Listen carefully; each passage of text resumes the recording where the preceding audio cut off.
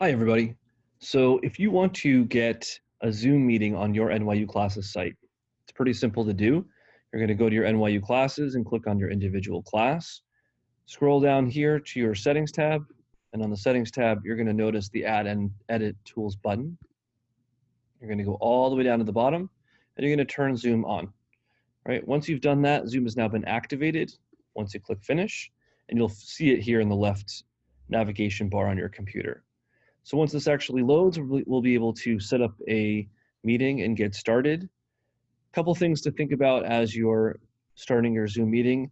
You want to have a TF or student that you trust, or maybe even a faculty buddy or someone ideally, especially if you have a larger class, to sort of manage the participant list while you're actually trying to teach. We can talk more about that in a minute, but let's get into it. So first things first, I obviously went to the Zoom site at the very bottom of the now activated NYU Classes site.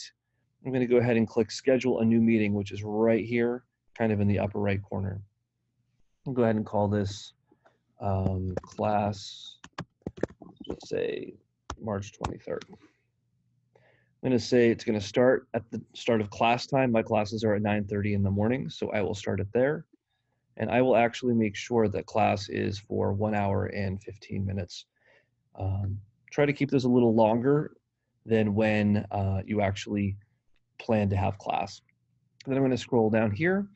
I do want my participants to have video, and I would like them to log in using ideally their computer audio, but we're going to give telephone an option as well. We're not going to require a meeting password. I would like them to be able to join before I do. I'm actually not going to ask them to mute participants upon entry. I'll explain that in a minute. And we certainly don't want them to do these sorts of things. It just slows down the ability for people to get into the actual class. So really, it's simple as that. I'm going to go ahead and click Save, and the Zoom meeting has been completed. So once you've actually saved the meeting and it's ready to go, you can actually click Start. But there's just one thing more that I want you to think about before you do that. There is this area here where you can copy the invitation. If you copy that invitation, you put this into an email and send it to your students. They also have the ability to dial in by phone, and that's really helpful if there are any issues with their technology. Super easy to do. They dial in this number here. And actually, I'm going to show you even one more thing. I think this is really helpful because it actually gives you way too much information. So we're going to copy this meeting invitation, and then I'll throw it into a meeting invite just so that you can see, or excuse me, into an email so that you can see exactly what I'm talking about here. So I've just copied the meeting invite into my email.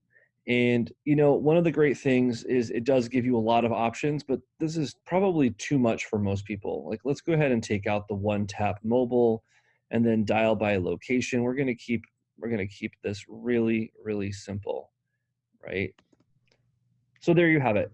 So what I've done now is taken all of the information that was on that email and I've cleaned it up into one very simple statement. If you run into any issues, dial this number on your phone and enter the meeting ID as follows. At least they can get in and tell somebody that there's a problem. The other thing that you can do, again, is to designate a particular person who's in charge of the class, in charge of the Zoom meeting, and then you could say, reach out to this person by email or text or whatever it might be, and let them know that you're having a problem. This allows you to teach your class and someone else to sort of manage some of the technical issues. Just something to think about. Okay, so once you are into the Zoom meeting, it's very simple to get started. At this point, your students know that the meeting is there. They know how to log in. They can get there through NYU Classes. So it's now your job to share some content so that you can start teaching. Again, I think it's important for you to consider asking someone to manage, especially a large group of students, like 40 or 50 students. If someone else is there who can ensure that everyone can log in and those sorts of things, then you can focus on what you're here to do, which is to, teach a class. So what I would focus on first is to share my screen. So when you share your screen, at the very bottom in the center, you click on share. I'm going to click my desktop because I want to share everything that's on my desk. I should say whatever is showing on my desktop. In this case, it's going to be this PowerPoint that I have now open here. And I even have some instructions. Again, I highly recommend that you put some instructions up, have everybody come in for a few minutes early to class, or plan on starting class 5 minutes after it starts officially so that you can get everybody set up. A couple things, like I have this open so that all participants, when they come in, it says welcome to class. Make sure that you share your video. We want people to see the students. We also want people to accept the computer audio. In some cases, if it's the first time they've logged in into the system, it will ask if the computer audio is something they can use. If you don't do that, then they won't be able to hear you, and it's going to be a big problem. What I also recommend is that you do a sound test with your teaching fellow, or I should say you have a teaching fellow or a designated student actually check in. As people come in to the class, have them say, "Hi, so-and-so, can you see me? Can you hear me?" Just make sure you get like a nod or a verbal or a thumbs up for the screen, and that you can hear them on the other end, so that we know that all students can actually speak if they want to and are seen, so that nobody's kind of stuck. Once students have done that, I would then encourage them to mute their lines. It's really easy to do. Again, you just tell them to click on the lower left corner of their computer screen. The other thing you may want to think about as you're telling students what to do, it's really helpful to use Zoom on your computer. A lot of students might do it on their phones. It works really well, but the instructions are different. So you're going to tell students to do something, and some students won't be able to do it. I'm going to work on that through like a quick tutorial for students on how to use this, but it's just really helpful for you to think through, just so that, if you tell the students to use the computer, it's actually a little bit easier. Another thing to think about is how you get your student view to the very top of the screen. So what we don't want is the screen, when it oftentimes defaults to having all of your students on the right, and that makes it hard for you to see your content. If you move it to the very top and do the gallery view, it will allow you to see multiple students at once, and it will allow you to share your screen and not get that stuck with lots of information. Of course, if you don't share your screen, then you can look at as many people as will fit on that screen.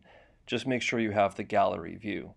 Again, if people mute their lines and then they unmute if they have a question and you have this type of view, you'll be able to quickly answer, or you'll be able to see who has a question quickly and call on them. Alternatively, folks can use the chat feature and actually chat with either you, although again, I don't think that's usually the easiest thing to do.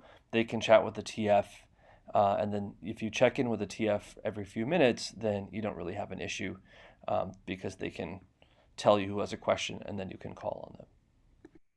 And there you have it. That's logging into Zoom and getting your class ready. There's a lot of other features that Zoom actually creates, but at least this gets you started. If you have any questions, reach out.